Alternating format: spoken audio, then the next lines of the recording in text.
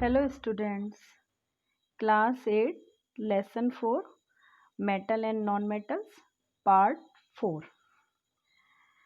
In previous video we discuss about many other properties of metal and non-metal. In this video we discuss about the reaction with acids, metal and non-metal. यानी कि metal और non-metal के acids से reactions अपन देखेंगे. The reaction of metal and non-metal with the acid is firstly metals react with acid and products hydrogen gas. यानी जो metals होते हैं वो acid के साथ reaction करके hydrogen gas बनाते हैं. They produce hydrogen gas and burn with pop sound. यानी अगर जो हाइड्रोजन गैस बनती है अगर उसे हम जलाते हैं तो हमें पॉप साउंड, अपने दिवाली पे फुलझड़ियाँ जलाएगी तो फुलझड़ी जलाते समय वो जो चट चट की आवाज़ आती है ना पॉप पॉप की, उस टाइप की आपको आवाज़ आएगी अगर हम हाइड्रोजन गैस को बर्न करेंगे. When we burning the matchstick near the mouth of test tube. यानी अगर हम मेटल को एसिड के साथ रिएक्ट कराएंगे और उस समय जो गैस निकल रही है वो चेक करने के लिए कि वो हाइड्रोजन गैस ही है या नहीं, तो उसके लिए हम क्या करेंगे, जो गैस निकल रही है उसके पास हम मैच स्टिक लेके जाएंगे. तब आप देखेंगे कि उस पर पॉप पॉप की या चट चट की वॉल्यूम निकलती है जिससे हमें पता चलता है कि ये गैस क्या है, हाइड्रोजन गैस है. इसी के साथ साथ जो नॉन मेटल्स है अगर वो जनरली एसिड के साथ रिएक्ट नहीं करते हैं. इसी के साथ साथ कॉपर जो कि क्या है, मेटल है, लेकिन ये एसिड के साथ डाइल्यूट जो हाइड्रोक्लोरिक एसिड होता है उसके साथ रिएक्शन नहीं करता है. इवन ऑन हीटिंग अगर हम उसको गर्म भी करेंगे तो वो रिएक्शन नहीं करता है. Copper does not react with the dilute hydrochloric acid even on heating but it reacts with the sulphuric acid and nitric acid. लेकिन कॉपर को अगर हम सल्फ्यूरिक एसिड या नाइट्रिक एसिड के साथ रिएक्शन कराते हैं तो वो रिएक्शन करता है. और हम देखेंगे कि जब वो जो कॉपर है अगर वो सल्फ्यूरिक एसिड और नाइट्रिक एसिड के साथ रिएक्शन करता है तो उस समय उनके अंदर गैस प्रोड्यूस होती है. इसके सिंपल रिएक्शन को अपन इस ढंग से लिख सकते हैं, metal plus hydrochloric acid is equal to metal chloride बनता है एंड हाइड्रोजन गैस निकलती है. देन सेकेंड रिएक्शन होती है मेटल पर सल्फ्यूरिक एसिड. अगर मेटल की हम सल्फ्यूरिक एसिड के साथ रिएक्शन कराएंगे तो हमें क्या मिलेगा, मेटल सल्फेट और हाइड्रोजन गैस निकलेगी. इसी तरह से अगर हम कॉपर के साथ अगर हमने सल्फ्यूरिक एसिड की रिएक्शन कराई तो हमें क्या मिलेगा, कॉपर सल्फेट मिलेगा और साथ में हाइड्रोजन गैस उसके साथ निकलेगी. इसी की तरह साथ साथ हम एक दो एग्जांपल और देख सकते हैं, जैसे कि एल्युमिनियम की हम HCl यानी हाइड्रोक्लोरिक एसिड के साथ रिएक्शन कराएंगे तो हमें एल्युमिनियम क्लोराइड यानी मेटल क्लोराइड मिलेगा, साथ में हाइड्रोजन गैस रिमूव होगी. इसी तरह से अगर आयरन की HCl के साथ रिएक्शन कराएंगे तो हमें क्या बनेगा, Fe+2HCl एरो FeCl2 यानी फेरक क्लोराइड प्लस H2 यानी मेटल क्लोराइड मिलेगा और साथ में हाइड्रोजन गैस रिमूव होगी.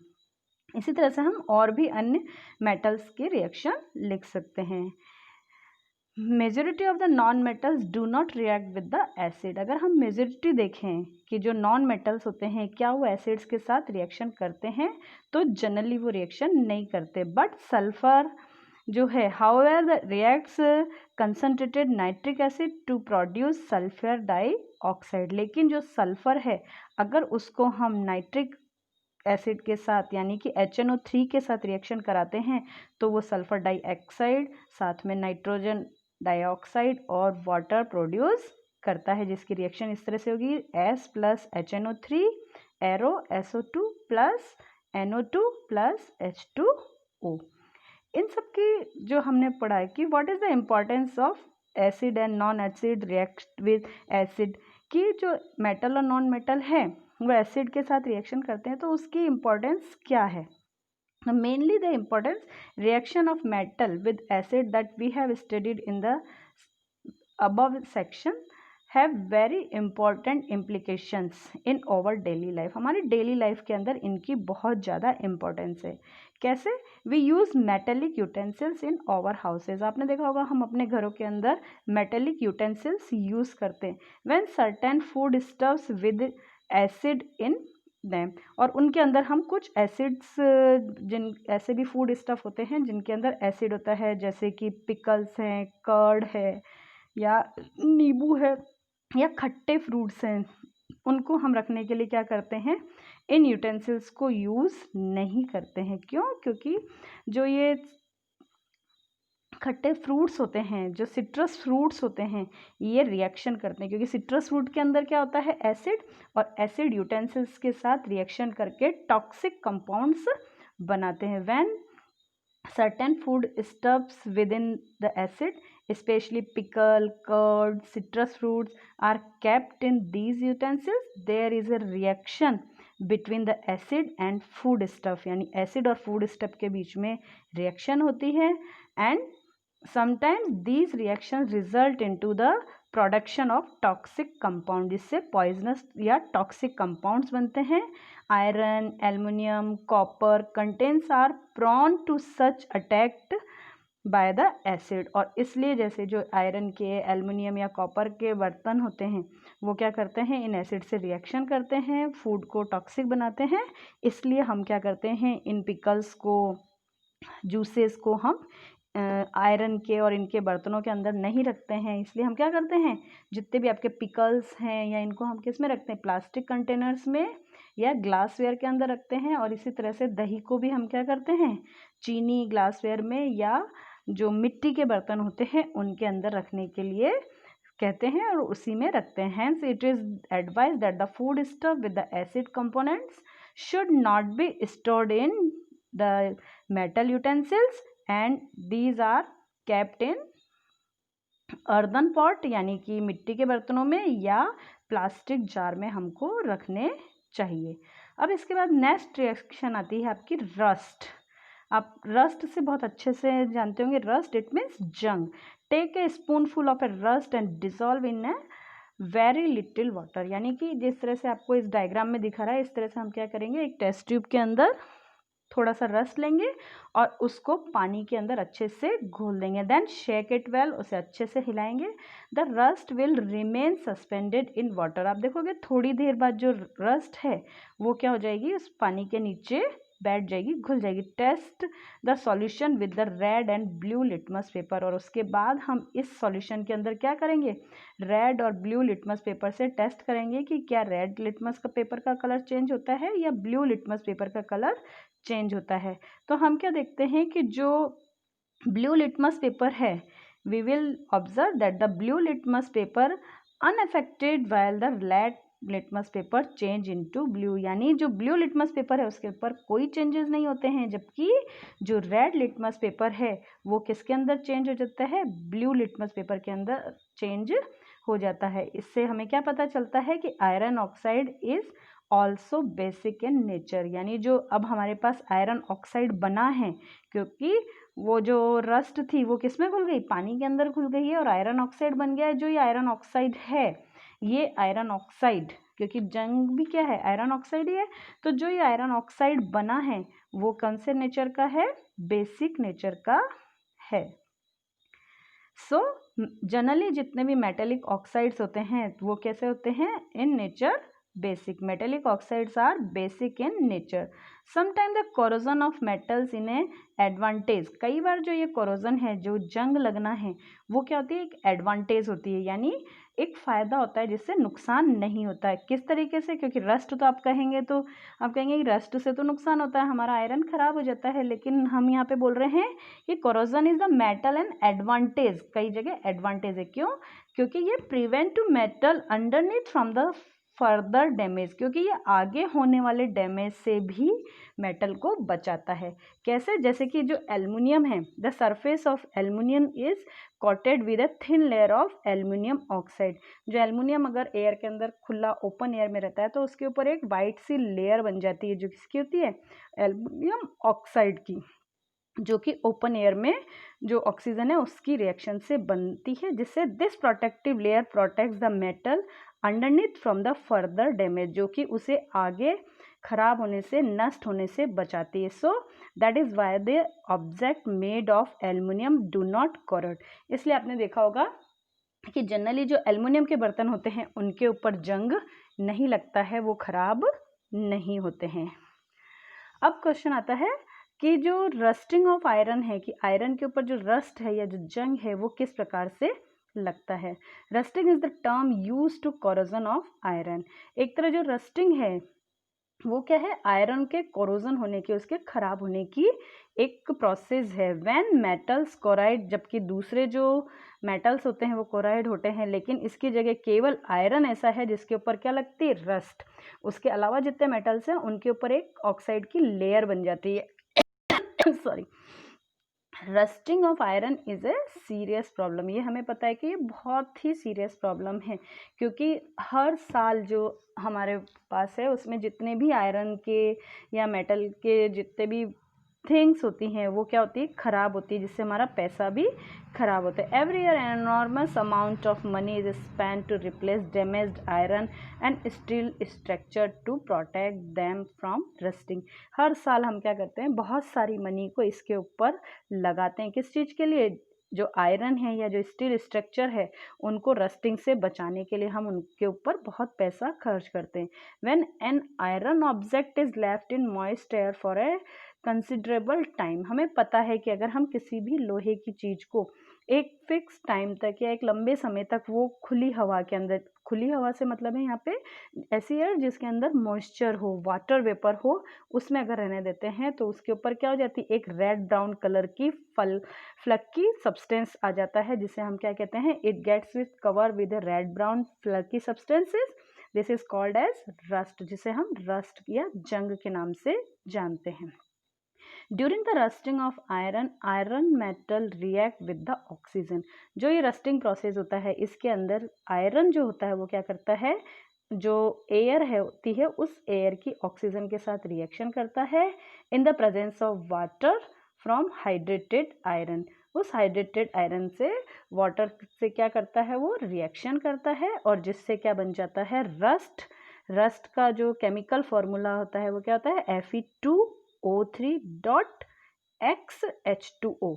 एक्स से यहाँ पे हमारा मतलब है कि जो वाटर मॉलिक्यूल्स हैं वो कितने भी हो सकते हैं, उसकी कोई काउंटिंग नहीं होती, क्योंकि ये अलग अलग एयर या अलग अलग एटमॉस्फेयर के अकॉर्डिंग डिनोट करता है। अगर ज़्यादा मॉइस्ट या ज़्यादा नम वाला आपका एटमॉस्फेयर होगा तो यहाँ पे एक्स मॉलिक्यूल की काउंटिंग ज़्यादा हो जाएगी, और अगर थोड़ा ड्राई एटमॉस्फेयर है तो यहाँ पे एक्स की वैल्यू क्या हो जाएगी, कम हो जाएगी। अनफॉर्चुनेटली जो आयरन होता है वो, आयरन रस्ट है वो कैसी होती है, it is a soft crumbly substance, it is soon flaky off then over iron rust. ये किस तरह से दिखाई देती है हमको, आयरन के ऊपर सॉफ्ट और क्रम्बली सब्सटेंसेस होते हैं, मतलब उसके अंदर बारीक बारीक छोटे मॉलिक्यूल्स होते हैं जिन्हें हम आयरन रस्ट के फॉर्म में जानते हैं। यानी जो रस्टिंग है वो रस्ट लगने के लिए क्या मेन दो सब्सटेंसेस होते हैं वो क्या जरूरी है, two main conditions are necessary for the rusting to take place. First is the presence of oxygen जो कि एयर के अंदर प्रेजेंस होती है, and second is the presence of water. Water यानी जो मॉइस्चर, पानी के अंदर डुबोने की बात नहीं कर रहे हैं हम यहाँ पे, एटमॉस्फेयर के अंदर जो वाटर वेपर होती है वो भी जंग लगने के लिए क्या होती है, बहुत ज़रूरी होती है। अब नेक्स्ट क्वेश्चन आता है कि अगर रस्टिंग होती है तो हम उससे किस तरह से बच सकते हैं, how we prevent from rusting. तो प्रिवेंटिंग फॉर रस्टिंग के लिए हमें ज़रूरत है, rusting of iron and steel can be prevented by the painting, oiling, greasing या plating, coating, chromium plating, galvanizing. Galvanizing means zinc plating, यानी हमको अगर आयरन को रस्ट से प्रिवेंट करना है तो हमें उसके ऊपर पेंटिंग, ऑयलिंग या ग्रीजिंग करनी पड़ेगी, या हमें उसके ऊपर गैल्वेनाइजिंग या प्लेटिंग करवानी पड़ेगी, जिससे कि क्या हो जाएगा कि वो रस्ट से बच सकेगा। This method allows a coating of more reactive metal to react rather than the iron और स्टील। यानी हमें ऐसे मेटल से रिएक्शन करानी पड़ेगी जो कि आयरन या स्टील से ज़्यादा रिएक्टिव होगा। Then alloying. एलॉइंग यानी ऐसा प्रोसेस जिसके प्रोसेस के अंदर हम मेटल और नॉन मेटल के मिक्सचर से जो हम एलॉयज़ बनाते हैं, उन एलॉयज़ के थ्रू भी हम क्या कर सकते हैं, रस्टिंग से बच सकते हैं। You know what is alloy? Alloy is a substance which is made by one more than metal, one metal और वन नॉन मेटल, मतलब एक मेटल भी हो सकता है और दूसरा नॉन मेटल। यानी एलॉय बनने में जो हम सब्सटेंस यूज़ करते हैं उसमें मेटल और नॉन मेटल दोनों हो सकते हैं, लेकिन फिर भी एक मेटल होना कंपलसरी है। और जो एलॉय बनते हैं उनका क्या स्पेशलिटी होती है कि उनके अंदर मेटल के जो करेक्टरिस्टिक्स होती है वो कम हो जाती है, यानी उनके ऊपर रस्ट नहीं लगेगी। So alloying this method changes the properties of the metal, यानी इससे जो मेटल हमने उसमें यूज़ किया एलॉय बनाने में उसकी सारी प्रॉपर्टीज़ क्या हो जाती है, चेंज हो जाती है। The oxide of these metals are insoluble in water, यानी जो इनके ऑक्साइड होते हैं वो वाटर के अंदर सॉल्युबल नहीं होते हैं, घुलते नहीं हैं। So their suspension does not change the colour of red और ब्लू लिटमस पेपर। और इसलिए जब अगर हम उसकी को जो सस्पेंशन बनाएंगे जो पानी के अंदर नहीं घुलेगा तो उससे रेड और ब्लू लिटमस पेपर का कलर चेंज नहीं होगा। So all the oxides are basic in nature, they react with the acid to from salt and water, और फिर वो एसिड और साल्ट एसिड से रिएक्ट करके क्या बनाएंगे, salt and water, and all illustrated by the chemical equation, जिसे अपन chemical equation से लिख सकते हैं। From the about discussion following conclusion can be drawn. जो अपन ने ऊपर इतना सारा डिस्कशन किया उससे हमारे पास क्या कंक्लूजन निकला? First is the most of the metal react with oxygen to form their oxides, यानी जितने भी जो मेटल्स होते हैं वो ऑक्सीजन के साथ रिएक्ट करके क्या बनाते हैं, ऑक्साइड्स बनाते हैं। And second most important thing is some metals react rapidly with oxygen compare to the metals, यानी जो कुछ मेटल होते हैं वो बहुत तेज़ी से रिएक्शन करते हैं ऑक्सीजन से compare to the other metal. दूसरे मेटल्स के अगर अपन कंपैरिजन में देखें तो कुछ मेटल बहुत तेज़ी से रिएक्शन करते हैं, जैसे कि अगर अपन बात करें तो सोडियम बहुत तेज़ी से रिएक्शन करता है। The rate of reaction is different metal with the oxygen is different. अगर हम बात करें तो हर जो मेटल होता है वो उसकी रिएक्शन रेट अलग अलग होती है, जैसे सोडियम, पोटेशियम है, कैल्शियम है, तो ये बहुत तेज़ी से ऑक्सीजन के साथ रिएक्शन करते हैं, और बाकी कई चीज़ें ऐसी होती है जो बहुत स्लोली रिएक्शन करते हैं। So oxides of metal sodium, potassium, calcium and magnesium are soluble in water. इसलिए जो ये सब चीज़ें होती हैं सोडियम, पोटेशियम, कैल्शियम, मैग्नीशियम, ये पानी के अंदर आसानी से घुल जाते हैं and turn red litmus to blue, और लाल लिटमस को क्या कर देते हैं, ब्लू कलर के अंदर चेंज कर देते हैं। और अगर इनका नेचर हम देखें तो these are basic in nature, और वो नेचर के अंदर कैसे होते हैं, बेसिक होते हैं। And oxides of all metal dissolve in acids, और जितने भी ऑक्साइड्स होते हैं मेटल ऑक्साइड्स होते हैं वो एसिड्स के अंदर क्या हो जाते हैं, डिजॉल्व हो जाते हैं to form their respective metal salts and water, और डिजॉल्व होने के बाद क्या बनाते हैं, मेटल सॉल्ट्स एंड वाटर बनाते हैं। So oxides are basic in nature. Thank you.